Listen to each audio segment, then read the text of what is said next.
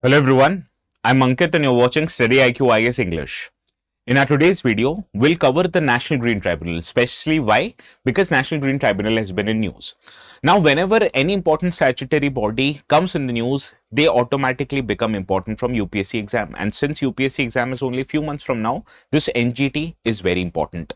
Now, we'll go straight into it. The reason we'll understand why is NGT news? Because this week only, the NGT gave approval to the government's 81,000 crore Great Nicobar project, which is a mega infrastructure project.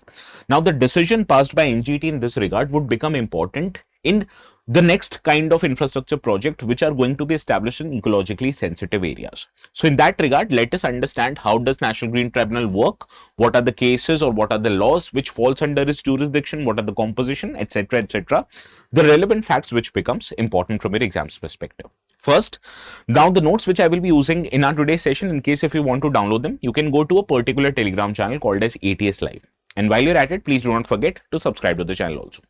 Now, the first kind of an information that you need to know is what kind of a body is National Green Tribunal. This is basically a specialized statutory body which was set up in year 2010 based on the National Green Tribunal Act of the same year.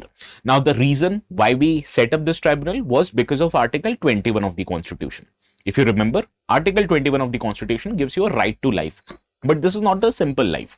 In this life, you have the right to even live in a healthy environment. So who will ensure your healthy environment? That is the bodies like National Green Tribunal. Now, what is the global recognition or importance of this body? Now, India, when it set up NGT in 2010, it became only the third country after Australia and New Zealand to have a specialized tribunal looking after environmental matters. And it was the first ever developing country to do the same. So that is why this body is important as far as global recognition is concerned. Now, let us talk about the bench. Now, this tribunal, which is the National Green Tribunal, has 5 different benches in the country spread across multiple regions, that is North, Central, East, South and West. Now, the principal bench of NGT, or you can say the headquarters, are located in the North Zone, that is in the capital region of New Delhi. Now, the other benches of NGT are located in Bhopal, in Kolkata, in Chennai, as well as in Pune. Now, the composition of this National Green Tribunal is that it consists of a chairperson. It consists of judicial as well as expert members. Now, you need expert members in such specialized tribunal because this tribunal not just deals with legal matters, it also deals with environmental matters. So, experts having their work experience in environmental matters would help give advice to the judicial members also. Now, what are the qualifications that you need to become a chairperson, a judicial or an expert member? Now, to become a chairperson, you have to be either a retired judge of Supreme Court of India or a retired Chief Justice of High Court. And it is the central government who appoints the chairperson after the necessary consultation done by the Chief Justice of India. Now, let's talk about members that are judicial and expert members. There needs to be a minimum of 10 judicial or expert members, which can go up to maximum of 20. And who appoints them? Again, central government. But for that, it creates a committee who conducts interview, who lists the names, and eventually the persons who are recognized by the committee are appointed by the central government. Now, the tenure of these chairpersons, judicial and expert members, they can have a maximum tenure of 5 years. But more importantly, what you have to realize, they are not eligible for reappointment. Why generally members, chairpersons of tribunal are not eligible for reappointment? So that to ring fence them from being pressurized by the government. Because government in many cases are one of the violators of environment. So it is the government who will be a subject of any decision given by NGT. So as to prevent undue pressurization from the government on the members of NGT, the law has mandated that no member of NGT are eligible for reappointment. Right? Now, let us talk about what is the mandate of NGT. NGT, it is tasked with expeditious disposal of cases which are relating to environmental protection or conservation of forest. And to do so, the decisions passed by the NGT, they have a mandate of a civil court, and so that they are also binding on all the parties. Now, what are the legal principles that the NGT follows? Even though it has a power of civil court, but still then NGT is not bound either by the Code of Criminal Civil Procedure or by Bharatiya Nyaya Sanhita, which was passed in the year 2023.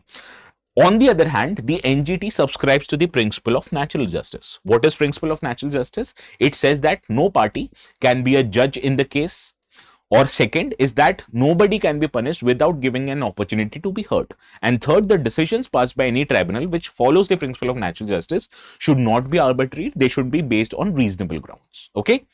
Now, what you have to understand is how the NGT adjudicates. The kind of decision that the NGT passes are binding, and it has a power to award compensation and damages to any victims of environmental pollution. And NGT is also under a time limit. NGT Act says that NGT is mandated to make an effort to dispose of any appeal or application which is filed to it within a period of 6 months of filing. Now, the reason behind this mandate is so that NGT is able to expeditiously dispose of any environmental matter so that it does not damages the environment as it would have been done in case of a delayed jurisdiction. Similarly, the award of NGT, although binding, it is not final.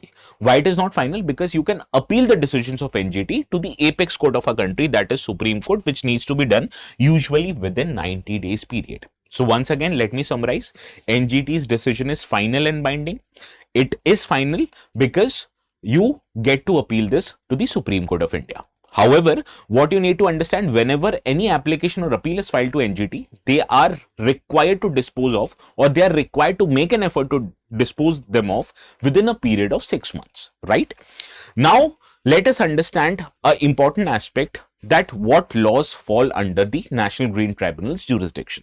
You have to understand there are 7 important environmental laws in the country which falls under the NGT's jurisdiction. These include Water Prevention and Control Pollution Act and its related Cess Act, Foreign Conservation Act of 1980, the Air Prevention and Control of Pollution Act 1981, the EPA Environmental Protection Act of 1986, Public Liability Insurance Act of 1991, and the Biodiversity Act of 2002.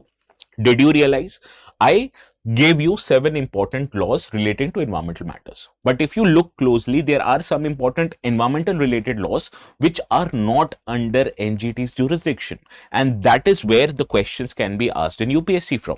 For example, the acts like Wildlife Protection Act 1972, Indian Forest Act of 1927, Forest Rights Act of 2006, state specific forest laws and criminal matters, they are outside the jurisdiction of NGT.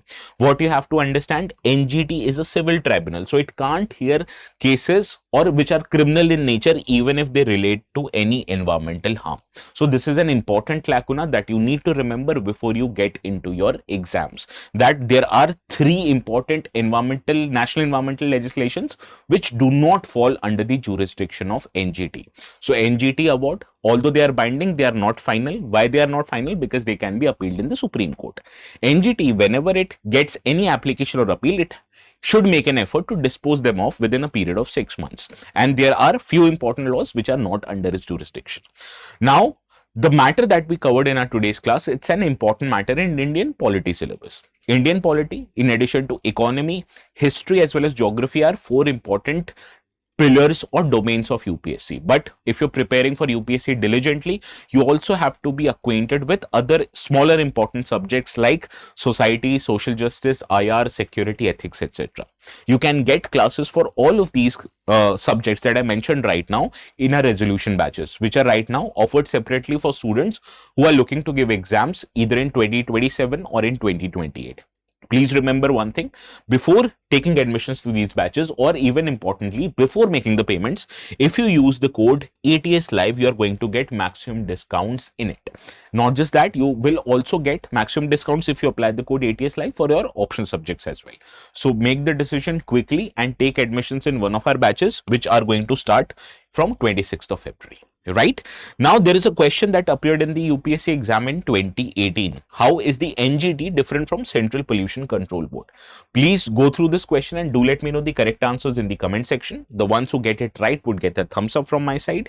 And if you want to download the notes, this is where you'll be downloading the notes from. The channel's name is ATS Live, and if you have problems in locating the channel, you can always scan the QR code for the same. So this is all from my side for today. Please have a very good night.